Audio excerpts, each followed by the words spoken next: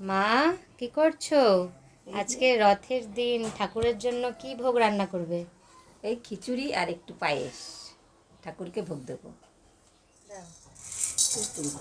এই মশলাগুলোকে শুকনো খোলায় ভেজে আর একটু গুঁড়ো করে নেব।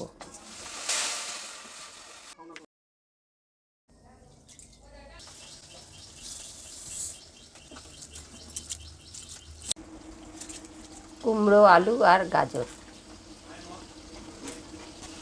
একটু রক সল্ট দিয়ে দিলাম।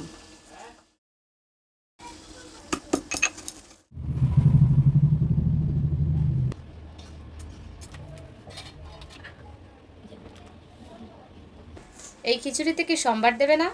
না, সোমবার দেবো না, সোমবার ছাড়াই রান্না করব। ঠাকুরের ভোগে দেবো তো, তাই সোমবার দেবো না। এটা সম্বার ছাড়াই হবে? তাহলে মঙ্গলবার দিও।